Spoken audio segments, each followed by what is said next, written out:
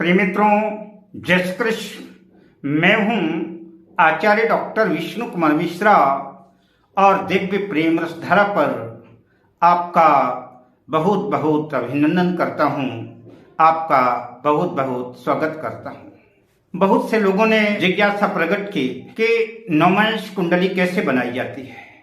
यद्यपि प्रत्येक सॉफ्टवेयर पर नवमांश कुंडली बनी रहती है, लेकिन फिर भी अगर आप जो है मैनुअल तरीके से नवमांश कुंडली बनाना सीखना चाहते हैं तो आपकी ज्योतिषी प्रतिभा को नमन है। बड़ी अच्छी बात है। कई बार सॉफ्टवेयर की गणना में कुछ न कुछ अंतर आ जाता है। अगर आपको मैनुअल तरीके से नवमांश कुंडली बनाना आ गया तो यह आपके लिए अत्यंत सुविधाजनक रहेगा। तो मैं इस वीडियो पर आपको नवमांश कुंडली कैसे बनाई जाती है इस विषय पर हम चर्चा करेंगे, और अगले वीडियो पर नवमांश कुंडली का विश्लेषण कैसे किया जाता है, नवमांश कुंडली को कैसे देखें, इस विषय पर चर्चा करूंगा। पर मैं विषय क्रम में आगे बढ़ूं उससे पहले आपसे आग्रह, अगर आपने अभी तक हमारे इस चैनल को सब्सक्राइब नहीं किया है तो प्लीज चैनल को सब्सक्राइब करें, साथ ही नोटिफिकेशन बेल को भी प्रेस कर लें। आइए विषय क्रम में आगे बढ़ें।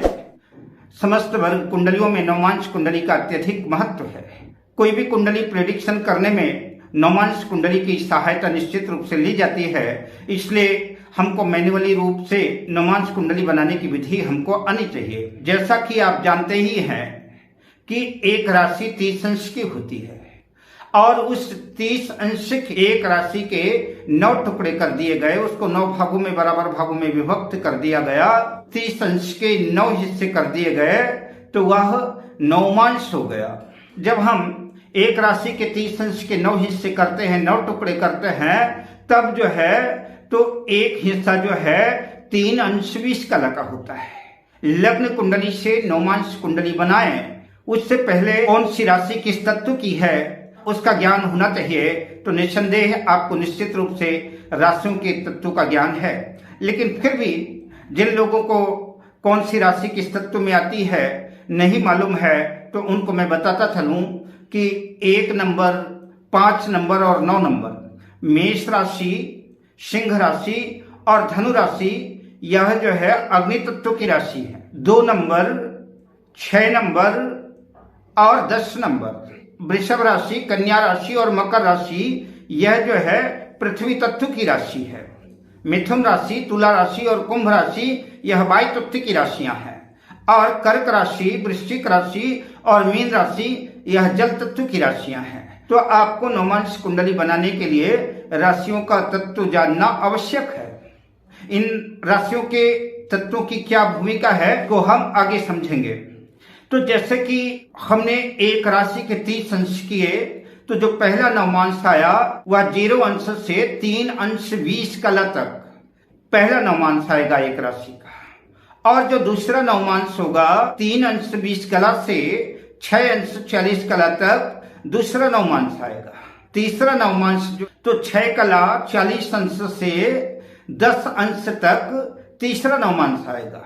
बात चौथे नवमांश की करें तो चौथा नवमांश 10 अंश से 13 अंश 20 कला तक चौथा नवमांश आएगा। अब 5वें नवमांश की बात करें, 13 अंश 20 कला से 16 अंश 40 कला तक जो है 5वां नवमांश आएगा। 6वें नवमांश की बात करें तो 6वां नवमांश जो है 16 अंश 40 कला से 20 कला तक 6वां नवमांश आएगा।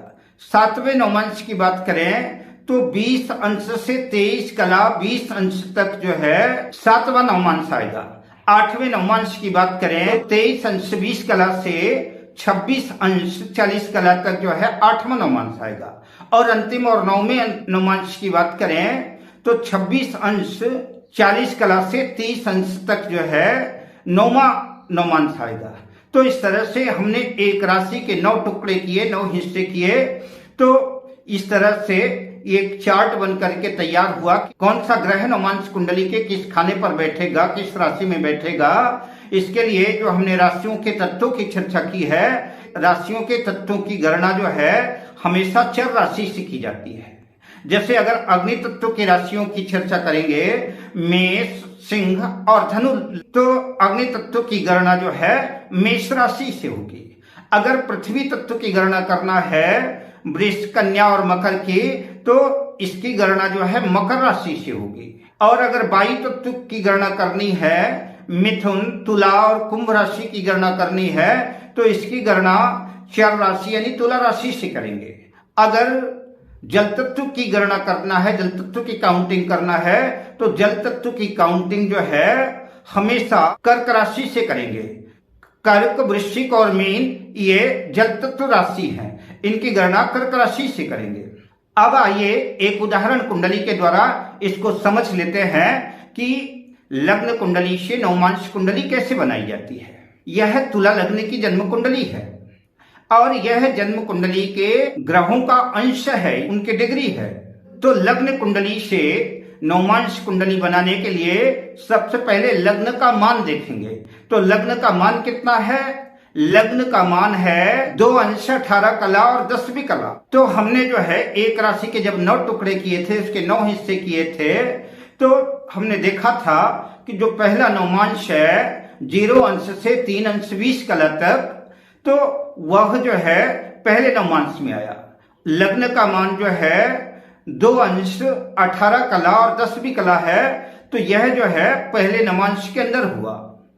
और चूंकि लग्न पर तुला राशि बनी हुई है, चर लग्न की कुंडली है और वायु तत्व की राशि है, और वायु तत्व की राशियों की गणना हमेशा जो है तुला राशि से ही की जाती है।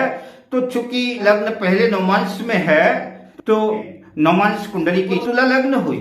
तो यह लग्न कुंडली में भी तुला लग्न है और नवमांश कुंडली में भी तुला लग्न आया, तो इसलिए हम नवमांश कुंडली इसमें हम 7 नंबर लिख देते हैं।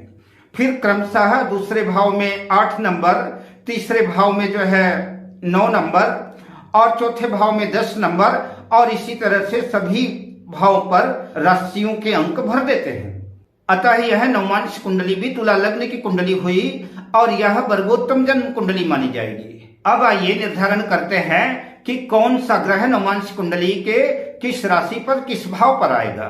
तो उसके लिए अब हम सबसे पहले सूर्य का मान देखते हैं कि जन्म कुंडली में सूर्य का अंश कितना है, सूर्य की डिग्री कितनी है।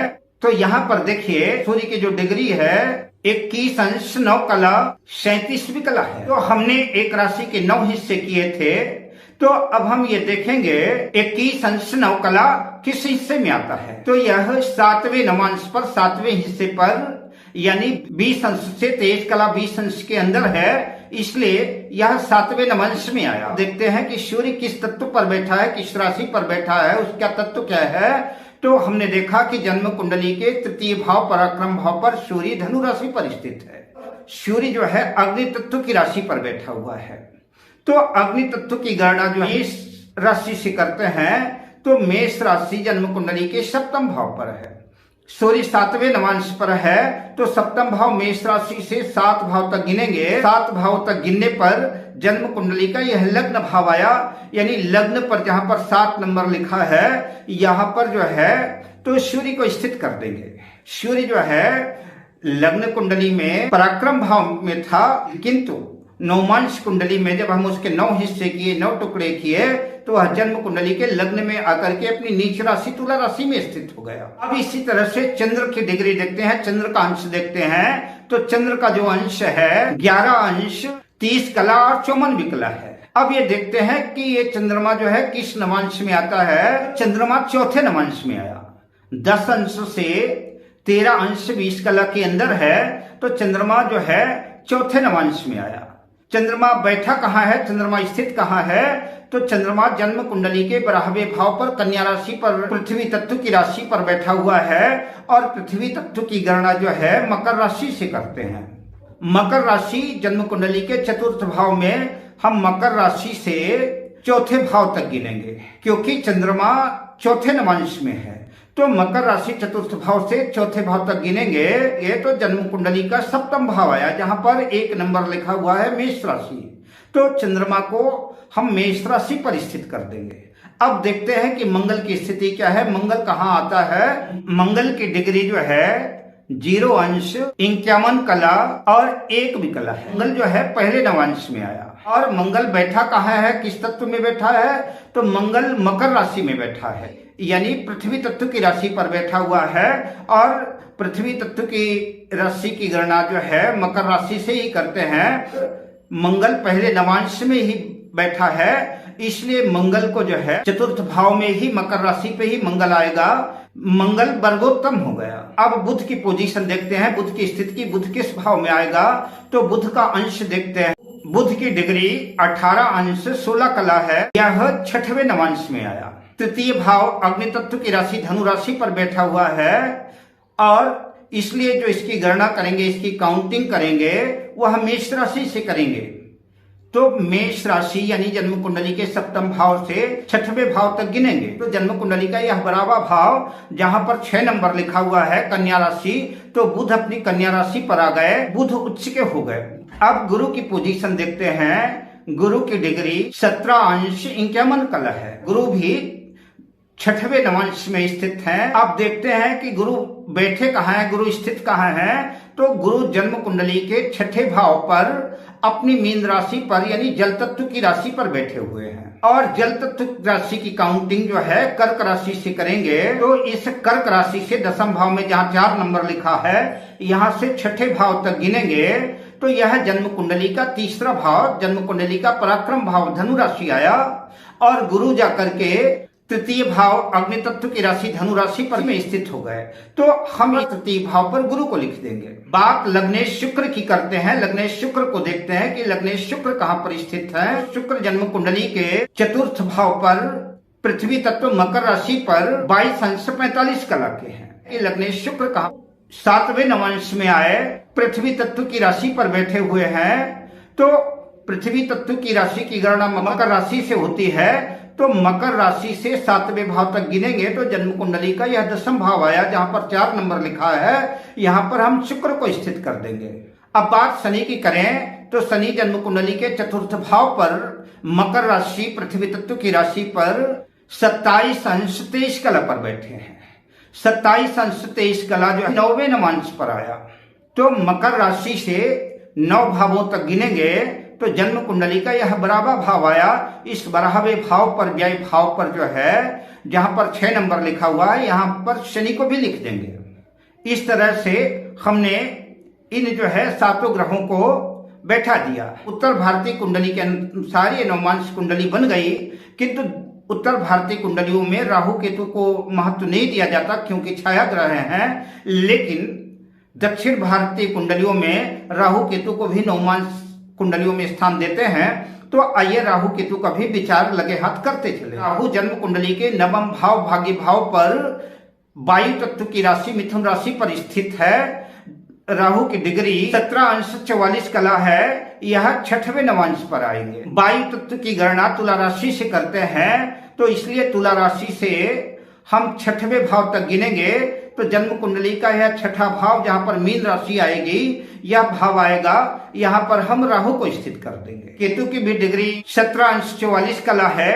केतु धनु राशि पर स्थित है, 6वें नवांश में स्थित है। अग्नि तत्व की राशियों की गणना जैसे आप जान ही चुके हैं कि मेष राशि से होगी, तो मेष राशि से 6ठे भाव तक गिनेंगे तो वही जन्म कुंडली का बराबर भाव आएगा। तो इस बराबर भाव पर जो है तो हमने केतु को भी स्थित कर दिया। इस तरह से आपकी नवमांश कुंडली बनकर के तैयार हो चुकी है। अगले विषय पर नवमांश कुंडली कैसे देखते हैं, नवमांश कुंडली के विश्लेषण की चर्चा करेंगे। अब मैं आपसे लेता हूं विदा, शुभकामनाओं के साथ। जय श्री कृष्ण।